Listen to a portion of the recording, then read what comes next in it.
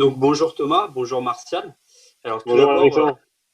avant de rentrer dans le vif du sujet, comment allez-vous en ce moment, en cette période un peu compliquée? Thomas? Écoutez, Alexandre, non, ça va. On vit le confinement chez nous, on respecte les règles.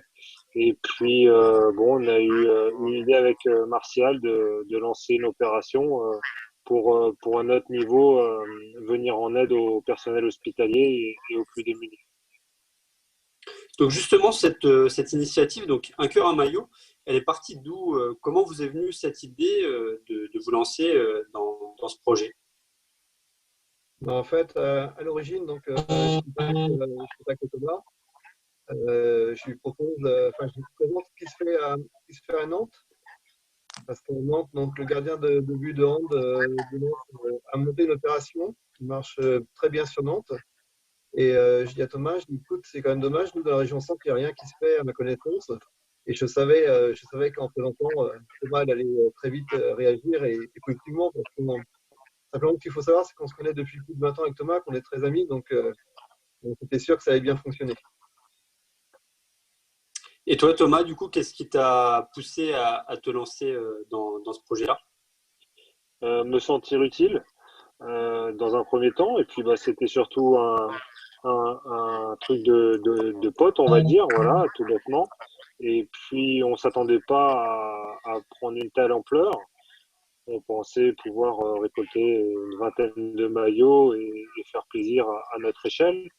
Et au final, à l'heure d'aujourd'hui, bon on va rentrer, avant qu'on rentre un peu plus dans le détail, on a plus de 100 maillots au jour d'aujourd'hui. Donc ça dépasse nos espérances. Et puis c'est surtout le fait de se sentir utile. Voilà. Justement, c'est ce que j'allais dire. Est-ce que vous attendiez à autant de succès? Parce que on l'a vu, il y a eu une mobilisation rapide, beaucoup de personnes qui se mobilisent. On est déjà à 100 maillots, c'est énorme, hein, c'est vraiment quelque chose de beau et ça prouve que on est tous unis face à ce qui se passe actuellement. Bah, ce qui est intéressant, c'est que les sportifs ont tout de suite réagi positivement. Ça a été le gros plus. C'est vrai que dès qu'on a présenté le projet, on a eu des retours que positifs. Et ça, c'est plus qu'agréable. On n'est pas obligé de relancer. Il y a une vraie action qui vient du cœur de tout le monde. Tout le monde a compris la nécessité de réagir rapidement. Et ça, c'est le gros plus.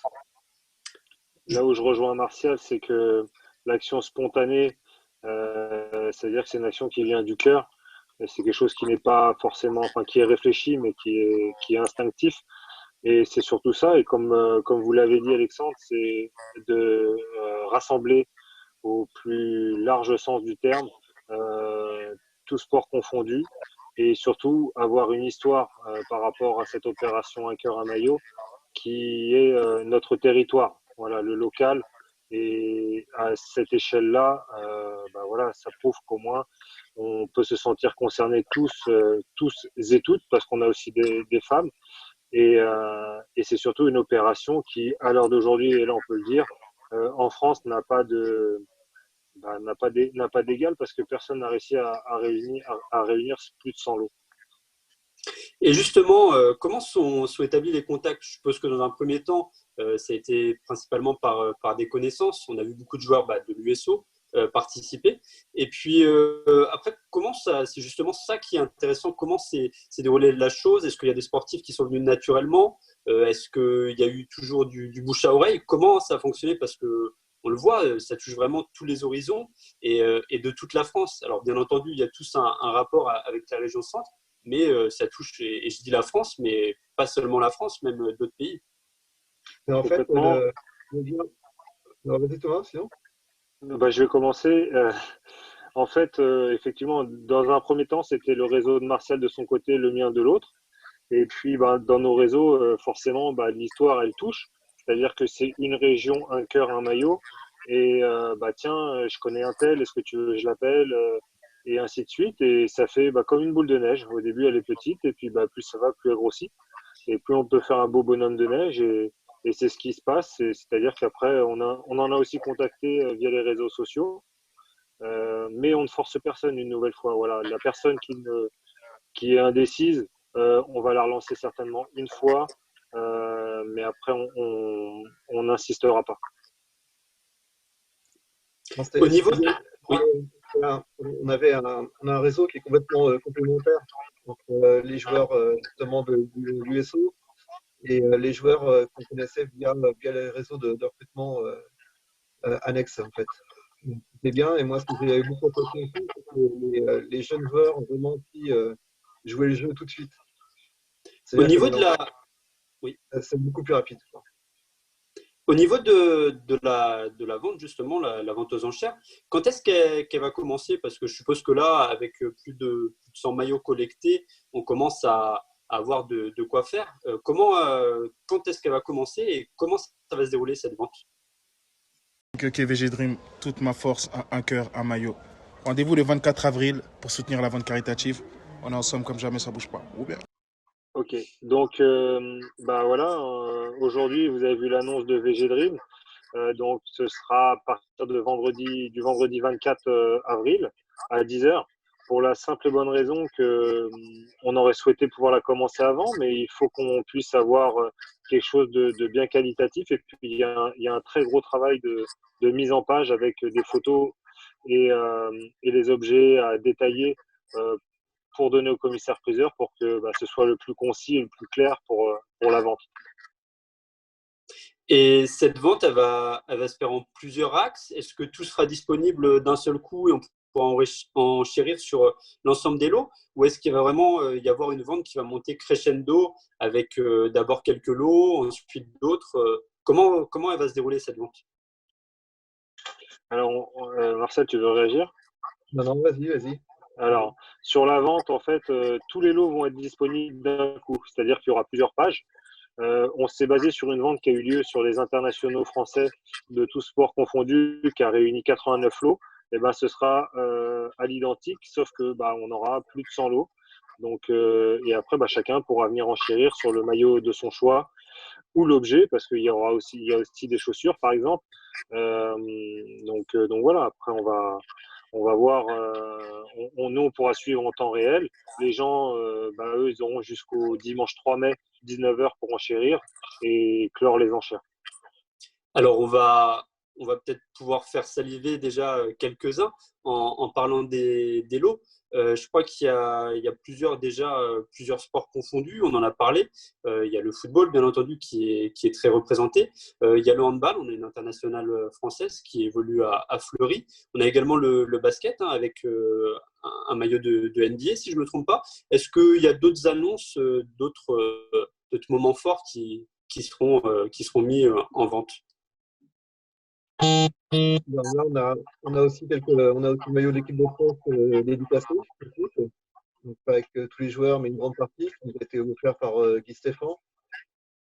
Ça, c'est fait partie des lots qui vont certainement être des lots importants. On a une combinaison de métal aussi, qui est à côté sur les réseaux sociaux. Je pense que ça va être des lots qui vont vraiment être très prisés. Et on pourra rajouter aussi Guillaume Dietrich qui va offrir, lui, plusieurs tours de moto derrière lui à Manicourt, parce qu'il n'a plus d'objet, donc il souhaite pouvoir participer de cette façon-là, et on a trouvé ça aussi génial qu'un fan puisse partager un moment comme ça avec son pilote préféré. Et puis voilà, après, sinon, là, on est en attente de réponse encore de quelques-uns, mais on devrait avoir un handballeur champion du monde également, qui s'appelle Valentin Porte. D'accord.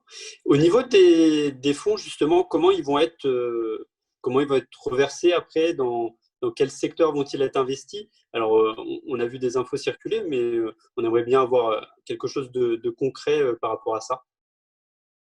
Par rapport à ça, ça se trouve, depuis le début, on a communiqué qu'on souhaitait privilégier le CHRU d'Orléans et l'association Les Mains Tendues. C'est un choix qui est fait par le cœur. Maintenant, si on a la possibilité de distribuer plus à d'autres associations, on ne se privera pas de faire plaisir à un plus grand nombre. Mais le fil conducteur, en tout cas, il est là. Effectivement, on viendra en aide à l'association Les Mains Tendues. Parce que moi, pour ma part, j'ai effectué une maraude au mois de janvier qui m'a beaucoup marqué. Et donc, je trouve que venir en aide aux plus précaires dans une opération comme celle-ci, elle a tout son sens. Au niveau des objectifs, parce que c'est toujours délicat de parler de l'aspect financier, mais je suppose que vous êtes quand même fixé un petit objectif d'atteinte au niveau de la somme qui sera reversée. Est-ce que vous avez déjà des idées? Alors, on ne va pas en parler hein, forcément pour pas porter la guigne, mais est-ce que intérieurement vous êtes fixé un objectif d'une somme à récolter au travers de cette vente aux enchères? Disons que l'objectif, il est tout simple, c'est de faire le mieux possible. Et l'objectif, en fait, parler de chiffres, ça serait un peu indécent parce que c'est pas le moment. C'est pas le moment et on s'est convenu et de toute façon, on communiquera au centime près qui a été perçu. Mais non, Ouais, il y a un objectif personnel parce qu'on vient tous du milieu du sport, donc c'est quand même mieux d'avoir des objectifs. Mais maintenant, les communiquer, c'est pas encore c'est pas encore le moment. Et nous, enfin voilà, avec Martial, effectivement, on vient du milieu du sport, donc du milieu de la compétition. Et plus on fera, plus on sera content. Maintenant, on ne s'est pas fixé d'objectif parce que, comme je vous l'avais dit tout à l'heure, on pensait faire une vingtaine de maillots. Au final, on est à plus de 100. Voilà, on va pas. Et puis, on s'est jamais fixé d'objectif financier. Nous, l'objectif, c'est d'avoir un maximum de lots pour avoir un maximum de fonds. Voilà, tout simplement. Au-delà de cet élan de générosité de la part des donneurs qui ont donné leurs maillots, leurs chaussures ou d'autres accessoires, il y a eu également un bel élan des médias parce que pour les amateurs de sport, mais pas que, même la presse quotidienne régionale, on a vraiment vu ça relayé un peu partout. Donc je pense que ça doit faire chaud au cœur pour vous. Forcément, Oui, c'est toujours sympa que les gens adhèrent au projet. Mais c'est aussi l'occasion pour nous de remercier toute l'équipe qu'on a parce que là, on voit que nous deux avec Thomas, mais en fait, on a une équipe qui est top et qui fait un gros travail derrière pour justement solliciter les médias et aussi leur répondre. Parce que c'est vrai qu'on partage bien les tâches entre Ludo, Nico et Alex. C'est une équipe et ça fonctionne plutôt bien. Et du coup, avec les médias, c'est aussi beaucoup plus simple. c'est vrai que tout ce qui est média, on n'a jamais. Enfin, on n'a pas sollicité, on n'a pas été demandeur, hein, ça s'est fait naturellement. Et quand on voit bah, les articles de journaux ou comment c'est reçu de la part de l'extérieur de la région, parce que quelque part, ils ne seraient pas obligés, on pourrait rester dans la région avec des quotidiens régionaux. Au final, non, c'est vrai que c'est très bien reçu et pour nous, ben, on ne peut que s'en féliciter parce que rien n'empêche un acheteur de la région de Bretagne ou de Méditerranée de pouvoir acheter un objet d'un sportif passé par la région centre. Nous, on voulait raconter l'histoire de la région. Voilà, c'est vraiment le cœur de notre opération et on est content que ça prenne de l'ampleur sur le territoire national. C'est une vente qui parlera à tout le monde parce qu'on cible vraiment tous les âges, toutes les générations, toutes les époques confondues, hein, avec la plupart des maillots qu'on a eu l'occasion déjà de voir. Ça parlera vraiment à tout le monde. Ça aussi, je pense que c'était important, que tout le monde se sente Oui, concerné. oui, c'était important. On a forcé personne, on a contacté, on a essayé bah voilà, de toucher toutes les générations, comme vous l'avez dit. Ça va des années 70-80 avec Jackie Lemay, Patrick Viau, Patrice Garand, pour citer que. On a aussi essayé Omar Da Fonseca du côté qui est passé par Tours, qui lui n'avait plus rien parce que voilà, des fois les sportifs ils ont aussi tout donné. Mais bon, ça n'empêche qu'ils sont à fond derrière nous. Et puis c'est important parce que le vintage et ce qui s'est passé, ça a une histoire et généralement ça parle aux gens. Pour conclure, on doit arborer un maillot. Il était Oui, forcément question d'en parler là-dedans parce que le fameux maillot de ta bicyclette contre le PSG, est-ce que c'est exact. celui-là que tu arbores? Est-ce Oui, tout que, à fait. est-ce que celui-ci sera mis justement en vente Oui, lors de cette oui, vente aux oui, enchères? c'est le maillot que moi j'ai fait don. Ça me tient à cœur parce que pour moi, c'est un des derniers matchs marquants de ma carrière, donc qui n'est pas terminé, hein, je précise entre parenthèses. Mais pour moi, ça me tenait à cœur de donner quelque chose voilà, qui a du sens et qui vient du fond du cœur en même temps. Donc voilà, quoi de mieux que ce maillot-là, c'était normal pour moi de le donner. Eh ben, écoutez, pour conclure, on va vous souhaiter le meilleur pour cette vente, hein, au nom de Pour Info Orléans. On vous souhaite vraiment le meilleur, on croise les doigts. Et puis surtout, on ne manquera pas de relayer et surtout d'enchérir. Merci. Merci Merci. beaucoup. Bonne soirée à vous.